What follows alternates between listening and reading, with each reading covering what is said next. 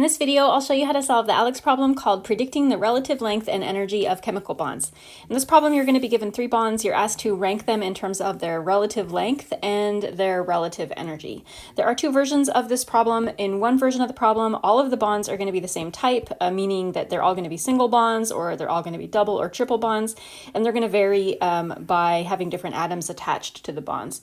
The other version of the problem is going to have you comparing a single bond to a double bond to a triple bond. Obviously, I'm going to show you how to solve this version of the problem. I'm also going to talk about how you would solve the version of the problem that has a single versus a double versus a triple. Now, if you're looking at this version of the problem, you are going to want to have access to a periodic table. It'll make it easier for you to solve the problem. No matter which version of the problem you're looking at, the energy of the bond is directly related to the length of the bond. So let's start by talking about that. What we know is that if we have a bond that is relatively short, so if we're comparing 3 bonds, once we determine which of the bonds is the shortest, the short bond is definitely the strongest of the 3 bonds, and that means that it is going to be a high energy bond. And then obviously the opposite is true, so the bond that is the longest is going to be the weakest. And strongest versus weakest is referring to like how easy it is to pull the atoms apart from each other. The weakest bond is going to be the one that has the lowest energy. So your first job is to solve this part of the problem, compare the 3 bonds in terms of their length. Once you know their length, once you know which one is the shortest and which one is the longest, you'll be able to determine the relative energy of the 3 bonds.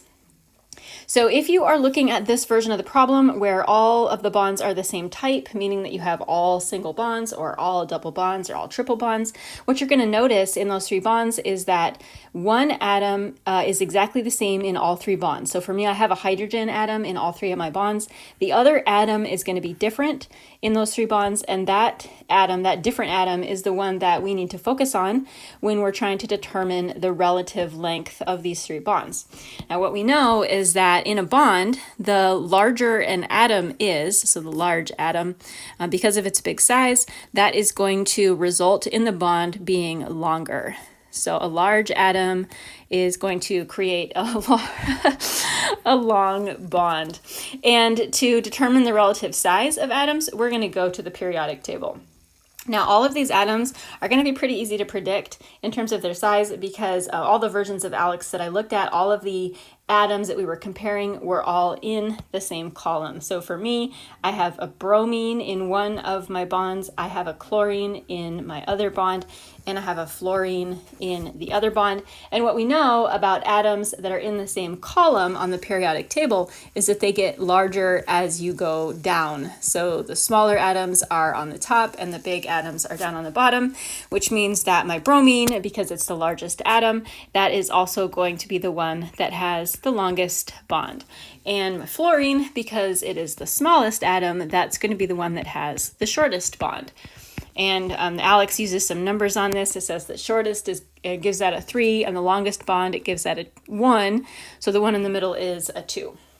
Now, I didn't see any versions of this problem where you were comparing atoms that had you comparing atoms that were in the same row on the periodic table. So I didn't see that, but just in case you do have that trend is kind of counterintuitive. If they're in the same row, they go from biggest to smallest. So if we were comparing a carbon to a nitrogen to an oxygen, the oxygen would be the smallest, the carbon would be the biggest. Now, once we know which bond is the longest, we're going to take a look at this trend. The longest bond is the weakest bond, and therefore it is the one that has the lowest energy. And ALEKS is giving low energy a 3. The shortest bond is the strongest bond, which has the highest energy, which ALEKS is giving a 1. And then the other bond is in the middle. Now, like I said, there's another version of the problem where you're comparing a single bond to a double bond to a triple bond. And if you have this version of the problem, what you're going to notice is that all of the atoms, or the 2 atoms of the bond, are going to be the same for all 3 of the bonds. So it might be something like this. You're not going to see a variation on the atom type. For a problem like this one, what we know is that single bonds are always the longest, and triple bonds are always the shortest. And then from that, we know that triple bonds are the ones that are the highest energy, and the single bonds are the ones that are the lowest energy.